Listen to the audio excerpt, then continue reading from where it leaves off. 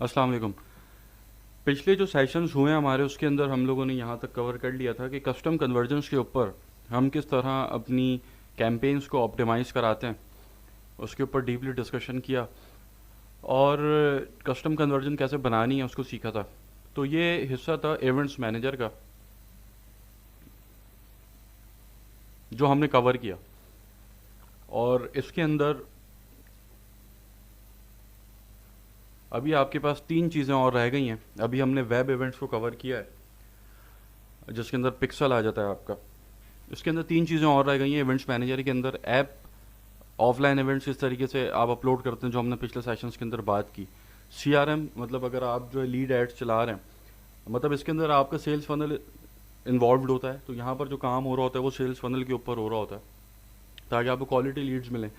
तो इसको हम डिस्कस करेंगे जब हम वर्डप्रेस वाले सेक्शन के ऊपर आएंगे, क्योंकि वर्डप्रेस के ऊपर हम, जैसा मैंने आपको बताया कि नॉन ई कॉमर्स बिजनेसेस के ऊपर हम वहाँ पर इन चीज़ों को डिस्कस करेंगे, तो ये चीज़ें वहाँ पर डिस्कस हो जाएंगी।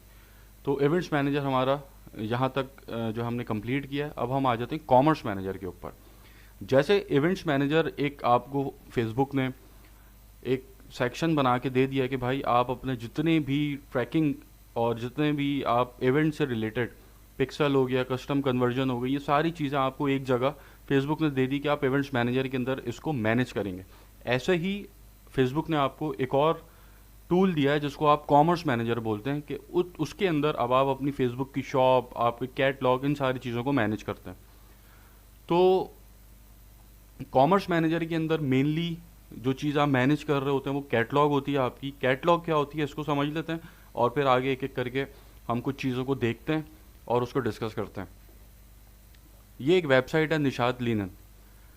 अब कैटलॉग की ज़रूरत किसको पड़ती है पहले तो ये समझ लें। जिसके पास प्रोडक्ट्स बहुत ज़्यादा हैं, कैटलॉग की ज़रूरत उनको पड़ती है। कैटलॉग का काम उनका है। जो ड्रॉप शिपिंग के स्टूडेंट्स हैं और किसी एक प्रोडक्ट को वो टेस्ट कर रहे हैं तो उनको कैटलॉग नहीं चाहिए, ठीक है, या फिर फेसबुक शॉप उनको नहीं चाहिए।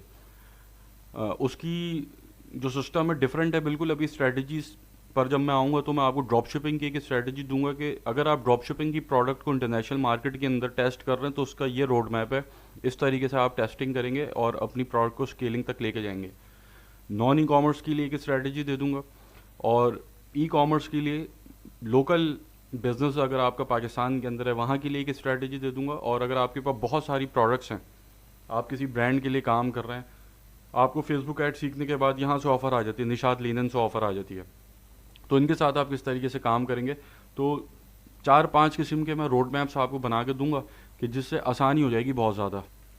तो यहाँ पर अब ये सवाल है कि कैटलॉग क्या होती है। कैटलॉग आपकी जितनी प्रोडक्ट्स आपकी वेबसाइट के ऊपर अपलोडेड हैं उनका जो डाटा है उसको कैटलॉग बोलते हैं। जैसे कि ये एक वेबसाइट है निशात लिनन, इसके ऊपर बहुत सारी प्रोडक्ट्स हैं और हर प्रोडक्ट का एक डिस्क्रिप्शन है, उसकी एक अलग प्राइस है, उसकी इमेज है, उसका जो है यूआरएल है प्रोडक्ट का, ठीक है। ये डिफरेंट डाटा है एक प्रोडक्ट का। उसका एसकेयू नंबर है, जैसे यहाँ पे आपको ये एसकेयू नंबर नज़र आ रहा है, ये इसका टाइटल नज़र आ रहा है, ये इसकी प्राइस नज़र आ रही है, ठीक है। तो ये इसकी इंफॉर्मेशन आपको नज़र आ रही है कि आपका फैब्रिक क्या है, कलर क्या है, मेजरमेंट, ये सारी प्रोडक्ट की जो डिटेल्स हैं वो जब आप एक जगह जमा कर देते हैं, अपनी वेबसाइट की जितनी प्रोडक्ट्स हैं उनकी तमाम डिटेल जब आप एक जगह जमा कर देते हैं एक फाइल के अंदर, उसको आप कहते हैं कि ये कैटलॉग है, ठीक है। आसान अल्फाज के अंदर आपकी वेब